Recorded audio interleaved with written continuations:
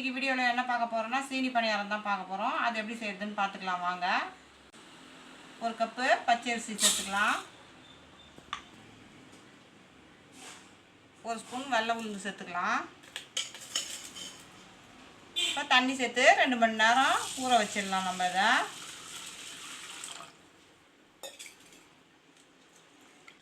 அரிசியில் நல்லா 2 மணி நேரம் ஊறிச்சு. நல்லா கழுவிட்டு தண்ணி எடுத்துட்டு இதில் நான் ஜாரில் சேர்த்துக்கிறேன்.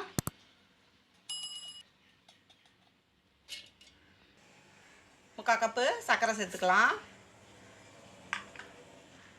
2 ஏலக்காவை கிள்ளி வச்சுக்கிறேன், அதையும் இதில் சேர்த்துக்கலாம். முக்கால் கப்பு தேங்காய் துருவி வச்சுக்கிறேன், அதை இதில் சேர்த்துக்கலாம். கொஞ்சமாக ஆப்ப சோடா சேர்த்துக்கலாம்.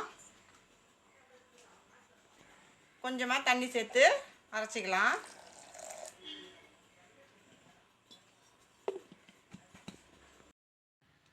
இப்போ நல்லா அரைச்சாச்சு.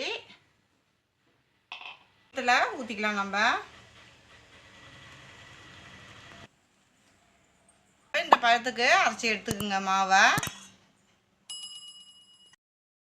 இப்போ எண்ணெய் நல்லா காஞ்சிருச்சு.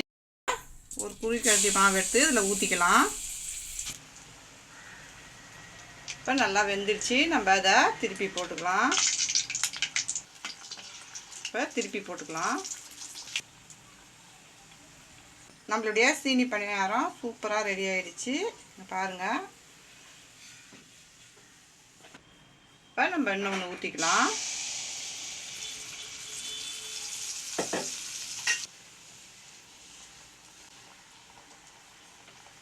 இதை வெள்ளை பணியாரம்னு கூட சொல்லலாம்.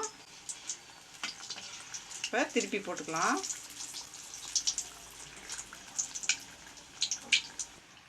இப்போ நல்லா வெந்துடுச்சு. எடுத்துக்கலாம். இப்போ பாருங்கள் எவ்வளோ சூப்பராக இருக்குதுன்னு. இதுமாரி எல்லாத்தையும் நம்ம சுட்டு எடுத்துக்கலாம். நம்மளுடைய சீனி பணியாரம் சூப்பராக ரெடி ஆகிடுச்சு. இந்த வீடியோ பிடிச்சிருந்தா லைக் பண்ணுங்கள், ஷேர் பண்ணுங்கள், கமெண்ட் பண்ணுங்கள். மறக்காம நம்ம சேனலை சப்ஸ்கிரைப் பண்ணிவிட்டு பக்கத்தில் இருக்க பெல் ஐக்கான் கிளிக் பண்ணி ஆளுன்னு கொடுத்துருங்க. தேங்க்ஸ் ஃபார் வாட்சிங்.